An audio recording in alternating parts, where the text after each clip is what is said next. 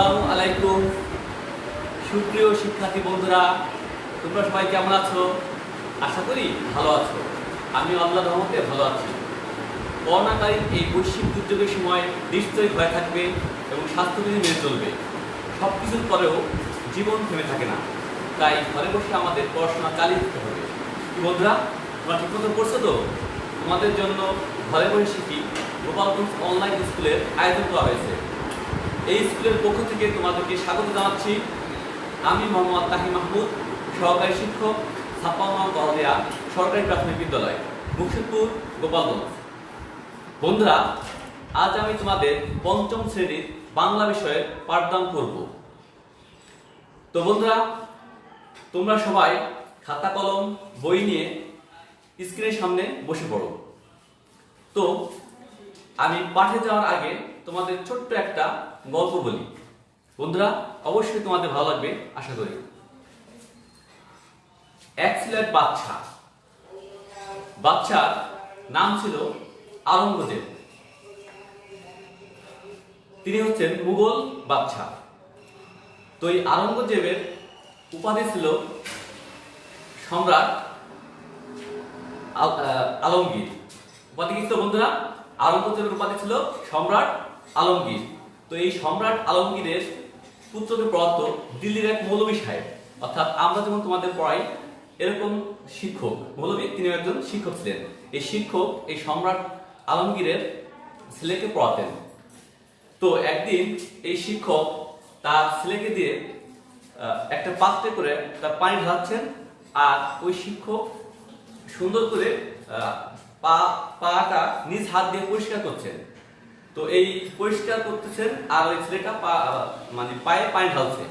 তো এমতো অবস্থায় ওই সম্রাট আলমগীর বের হয়েছে, পাড়া থেকে বের হয়েছে। বের হওয়ার পর তিনি দেখেন কি যে তার ছেলে শিক্ষকের পায়ে পানি ঢালছে।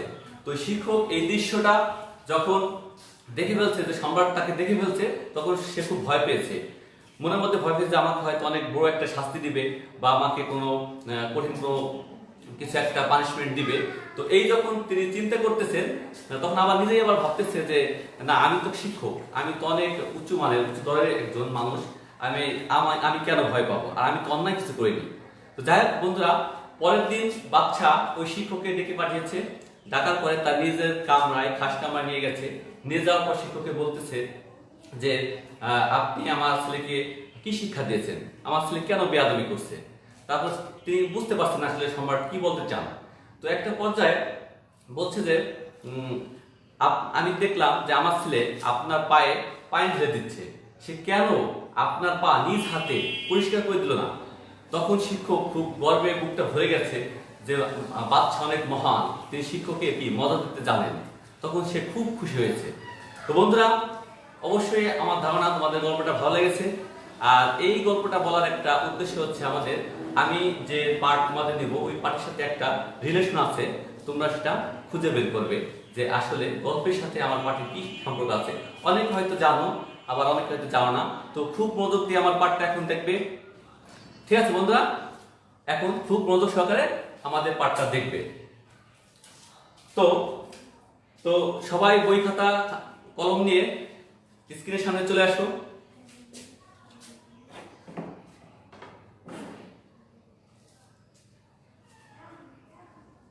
আজকে আমাদের পাঠের শিরোনাম হচ্ছে শিক্ষাগুরুর মর্যাদা।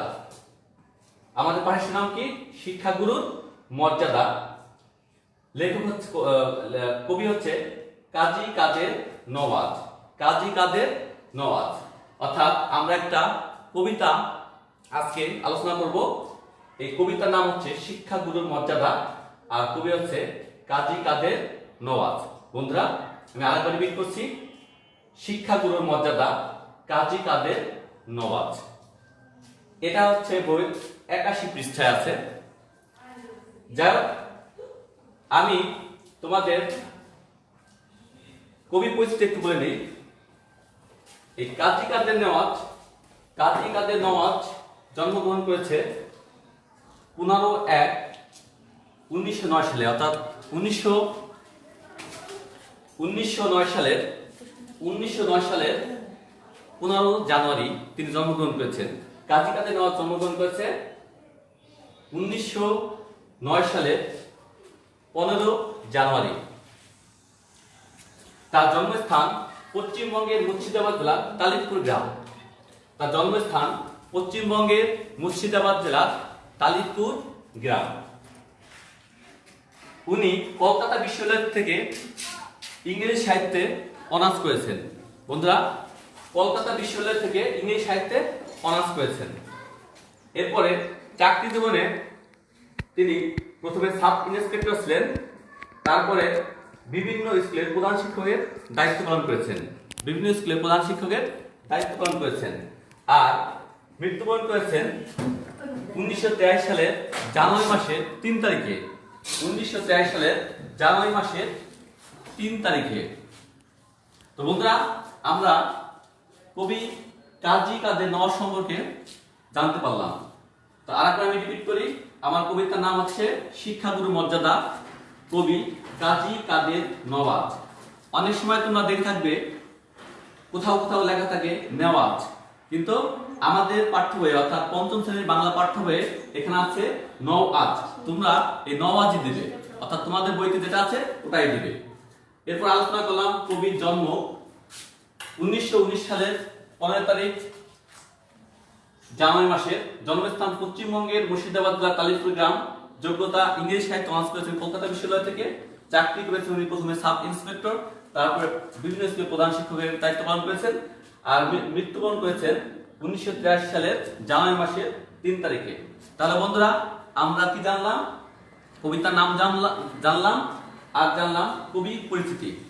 এবার আমরা মূল পাঠে চলে যাব।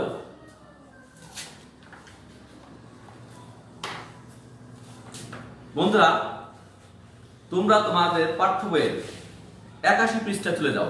তোমাদের পাঠ্য বইয়ের 81 পৃষ্ঠায় চলে যাও। সবাই বই নিয়ে বসবে, আমি পড়ে শোনাবো, তোমরা সুন্দর করে উচ্চারণগুলো দেখবে, কারণ উচ্চারণটা খুব ইম্পর্টেন্ট। রেডি বন্ধুরা? শিক্ষাগুরুর মর্যাদা, কাজী কাদের নওয়াজ। বাদশা আলমগীর কুমারে তাহার পড়াইত এক মৌলবী দিল্লির। একদা প্রভাতে গিয়া দেখেন বাদশা সাদা এক পাত্র হস্তে নিয়া, ঢালিতেছে বাড়ি গুরুর চরণে, পুলকিত হৃদয়ে আনত নয়নে। শিক্ষক শুধু নিজ হাত দিয়া নিজেরই পায়ের ধুলি, ধুয়ে মুছে সব করেছেন ছাপ সঞ্চারী অঙ্গুলি। শিক্ষক মৌলবী ভাবিলেন আজ নিস্তার নাহি, যায় বুঝি তার সবই। দিল্লি পতির পুত্রের করে লইয়াছে পানি চরণের পরে। স্পর্ধার কাজ হেন অপরাধ কে করেছে কোন কালে, ভাবিতে ভাবিতে চিন্তার রেখা দেখা দিল তার ভালে। বন্ধুরা, কবিতাটা নিশ্চয় শুনেছ, আমি আর একবার পড়ে শোনাই, তোমরা আবার মিলিয়ে নাও এবং উচ্চারণগুলো খেয়াল রাখবে। শিক্ষাগুরুর মর্যাদা, কাজী কাদের নওয়াজ। বাদশা আলমগীর কুমারে তাহার পড়াইত এক মৌলবী দিল্লির।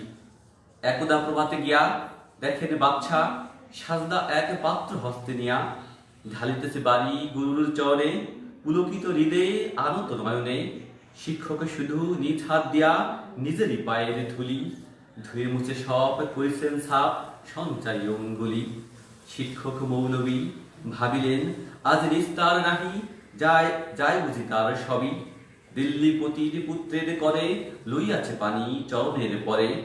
স্পর্ধার কাজ হেন অপরাধ কে করেছে কোন কালে, ভাবিতে ভাবিতে চিন্তার রেখা দেখা দিল তার ভালে। বন্ধুরা, এখন হয়তো অনেকেই উপলব্ধি করতে পারছো যে আমি প্রথমে একটা গল্প বলেছিলাম, এখন একটা পাঠ দিয়েছি, একটা কবিতা আবৃত্তি করলাম শিক্ষাগুরুর মর্যাদা। তো এদের মধ্যে একটা সম্পর্ক আছে, অর্থাৎ আমি যে গল্পটা তোমাদের বলেছি ওই গল্পটাই কবি কাজী কাদের নওয়াজ সুন্দর করে কবিতার মাধ্যমে প্রকাশ করেছে। এখন অবশ্যই তোমরা বুঝে ফেলেছো। তো আমরা এবার এই কবিতার কিছু নতুন শব্দ আমরা দেখব, যে কি কি নতুন শব্দ আছে সেই শব্দগুলো নিয়ে একটু আলোচনা করব। তো বন্ধুরা, আমরা এখন এটা মুছে ফেলি, যেহেতু কবির পরিচিতি আমাদের শেষ হয়ে গেছে।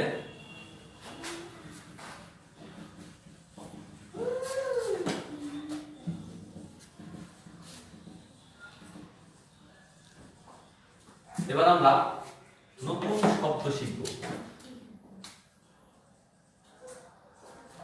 দেখো বন্ধুরা, প্রথমে লিখছি বাচ্চা।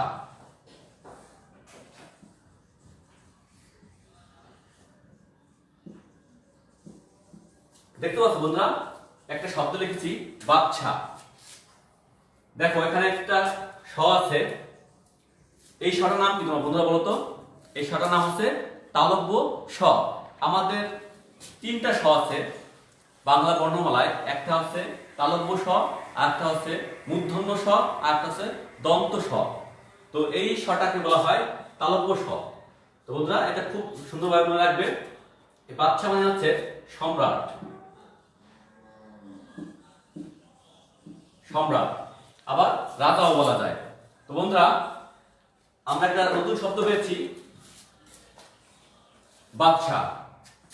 বাচ্চা অর্থ সম্রাট।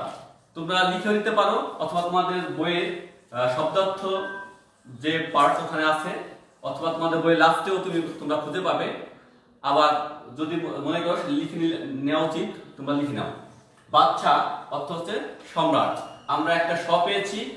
আমাদের বাংলা বর্ণমালায় তিনটা স পাওয়া যায়, তার মধ্যে একটা হচ্ছে তালব্য স।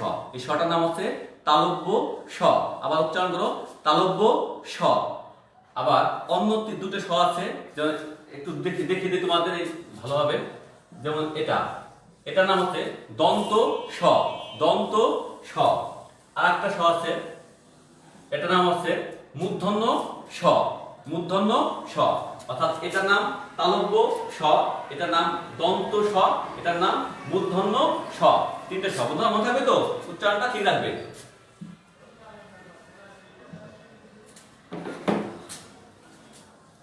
বন্ধুরা এরপরে দেখো আর একটা শব্দ আছে কুমার।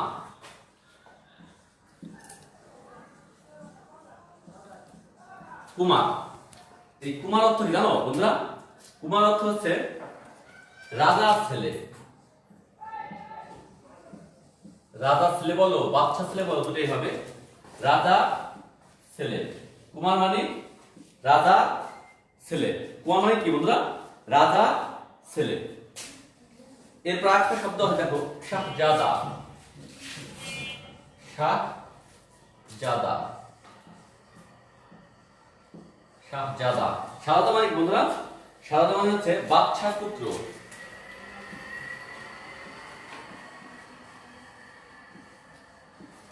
বাদশার পুত্র। আবার তুমি যদি বলো রাজার ছেলে, তাও হবে বাদশার পুত্র। এটা আর এটার মধ্যে একটা মিল আছে, একই বলা যায়। তো এখানে দেখো এই তালব্য স এসেছে আবার। তাহলে প্রথমে জানলাম আমরা বাচ্চা মানে হচ্ছে সম্রাট, তারপর জানলাম কুমার মানে রাজার ছেলে, তারপর জানলাম শাহজাদা মানে বাচ্চার পুত্র বা রাজার ছেলে। বন্ধুরা আমি মুছে ফেলি।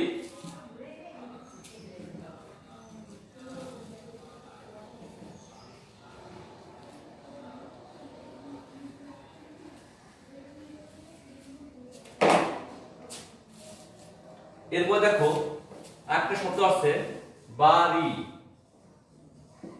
বাড়ি, বাড়ি মানে কি বন্ধুরা বলো তো? বাড়ি মানে পানি। বাড়ি মানে পানি। বন্ধুরা বাড়ি মানে কি? বাড়ি মানে পানি, আবার জল বলা যায়। এরপর একটা হচ্ছে নয়ন। নয়ন, নয়ন মানে চোখ। বন্ধুরা নয়ন মানে কি? নয়ন মানে চোখ। আর একটা শব্দ দেখো কর। আর একটা শব্দ হচ্ছে কর। কর মানে হাত। কর মানে কি বন্ধুরা? কর মানে হাত। আর একটা শব্দ বন্ধুরা খুবই ইম্পর্টেন্ট শব্দ, এটা খুব ইম্পর্টেন্ট। দেখো, আচ্ছা আমি একটু মুছে শব্দটাকে ভিন্ন করে দেখাই।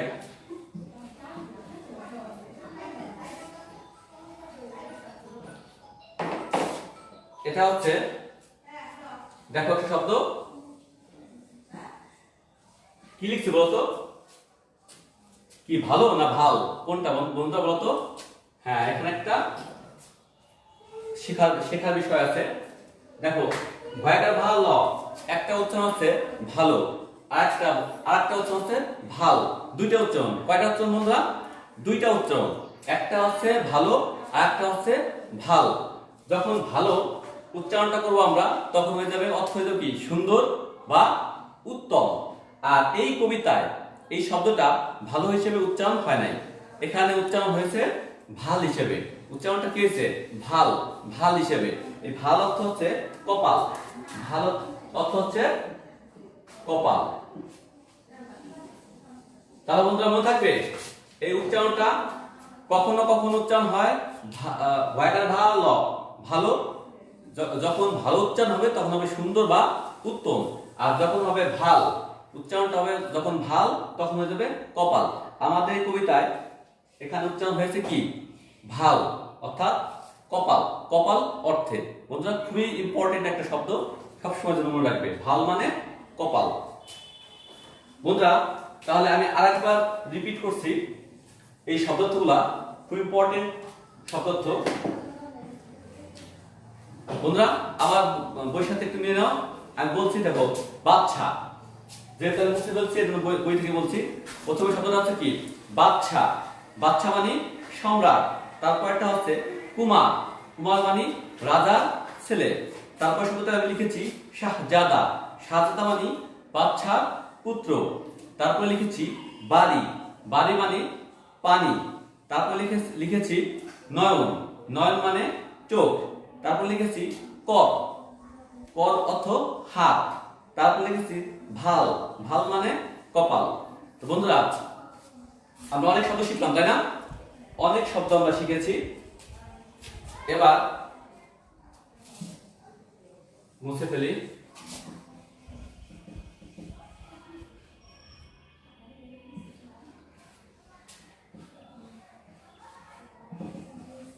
এবার আমরা যে কবিতা পাঠ করলাম, এই কবিতা বইতে কি ভাবার্থ দেওয়া আছে আমরা একটু দেখে নিই। তোমরা 83 পেজে চলে যাও। তোমরা যাবা 83 পৃষ্ঠা, বাংলা বই 83 পৃষ্ঠা। আচ্ছা, আমরা একটু দেখে নেই এখানে মূল ভাব কি দেওয়া আছে। বন্ধুরা গিয়েছো 83 পৃষ্ঠায়? তাহলে আমি পড়ি, তোমরা একটু মনোযোগ দিয়ে শুনো। শিক্ষাগুরুর মর্যাদা কবিতায় শিক্ষকের মর্যাদার কথা বর্ণনা করা হয়েছে। তো বন্ধুরা এই যে একটা লাইন আমি পড়লাম, তাহলে কি আমরা যে গল্পটা শুনছি সেই গল্পের সাথে অবশ্যই মিল আছে। যে বাদশা বলেছিল যে আমার ছেলে কেন শুধু পানি ঢেলেছে, নিজ হাত দিয়ে কেন পাটা ধুয়ে দিল না। তা আমরা কি বুঝলাম? যে আমরা শিক্ষকদেরকে মর্যাদা দিতে হয়, বা বাদশা আলমগীর সেই শিক্ষকদের মর্যাদা দিয়েছিল। কবিতায় শিক্ষকগণ সাধারণ মানুষ সত্ত্বেও বাদশা আলমগীর তারা পায়ে পানি ঢেলে দিয়েছিলেন, কিন্তু বাদশা আলমগীর এতে সন্তুষ্ট ছিলেন না। বাদশা আলমগীর প্রত্যাশা করছিলেন তার সন্তান পানি ঢেলে নিজ হাতে শিক্ষকের পা ধুয়ে দিবেন। বন্ধুরা আমরা তো কবিতায় পড়লাম যে রাজার ছেলে পায়ে পানি ঢেলে দিচ্ছে, শিক্ষকের পায়ে পানি ঢেলে দিচ্ছে, এবং শিক্ষক কি নিজ হাতে পা পরিষ্কার করছেন। তাহলে কি আমাদের সাথে মিল আছে? মূল ভাবের সাথে এবং আমাদের কবিতার সাথে এবং গল্পের সাথে সব জায়গার সাথে আমাদের একটা মিল আছে। অর্থাৎ বাদশা আলমগীর কি এতে সন্তুষ্ট ছিলেন না।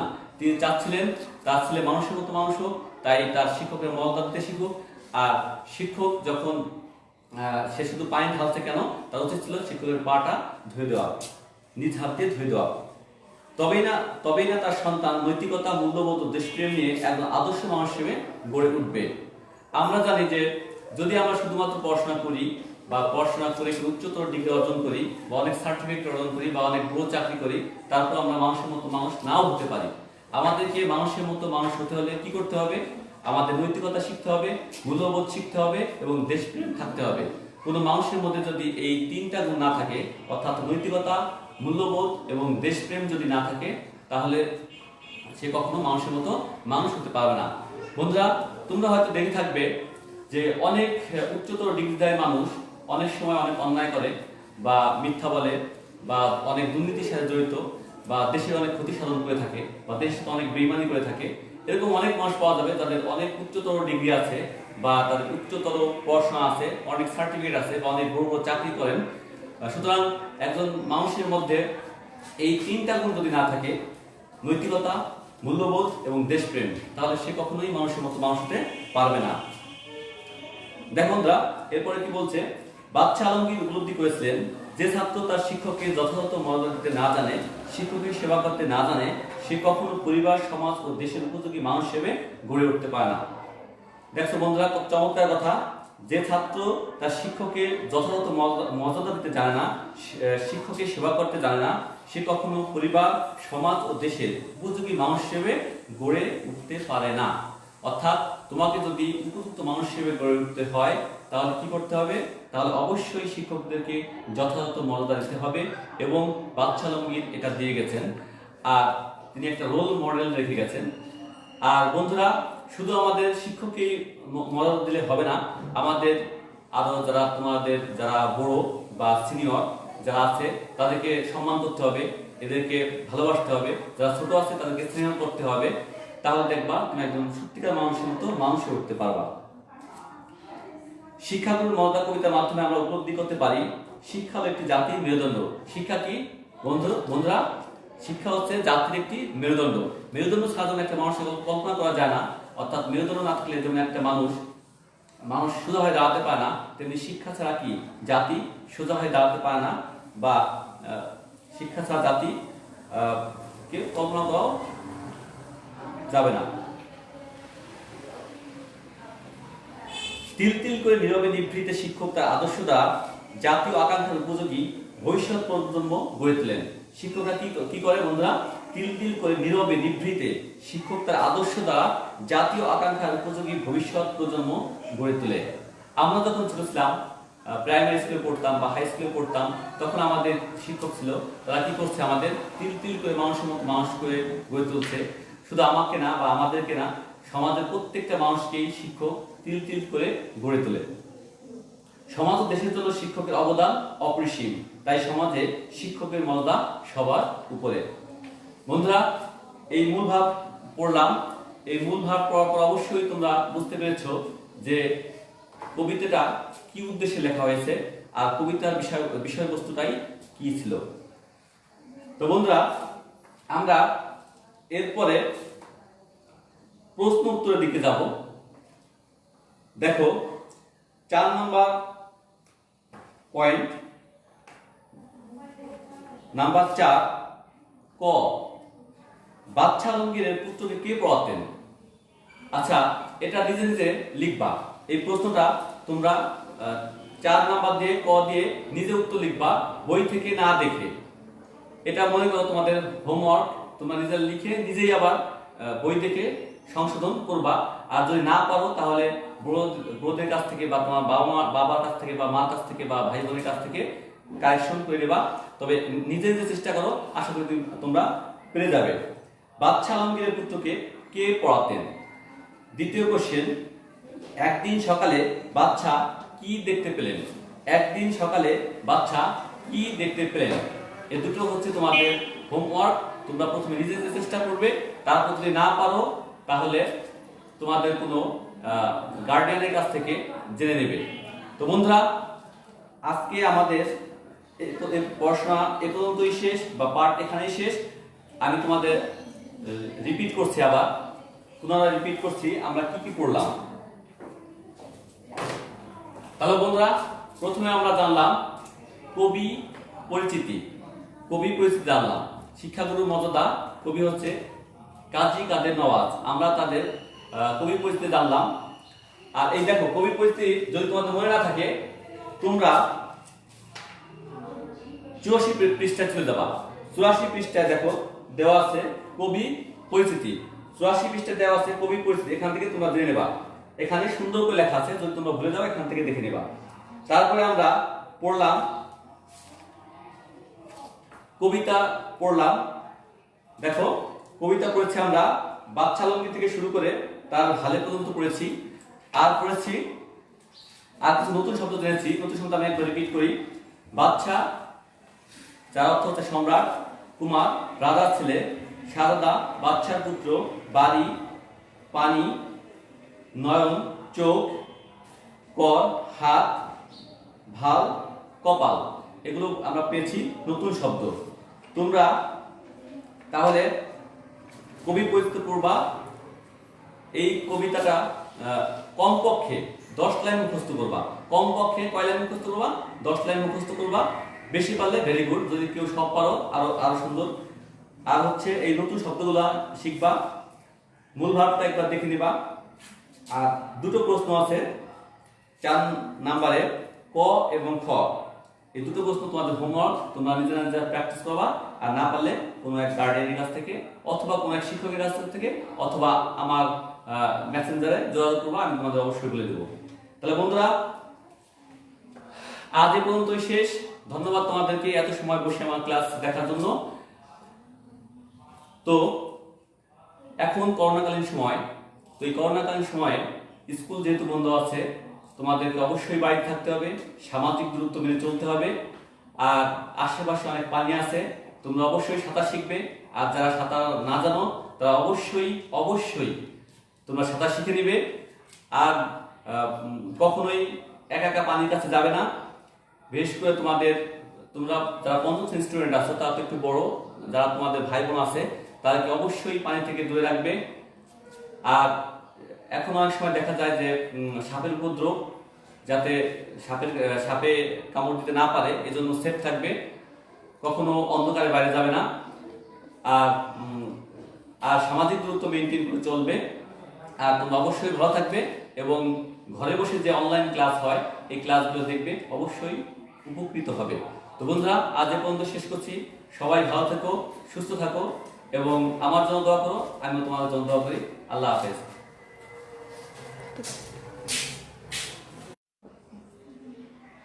আসো তুমি।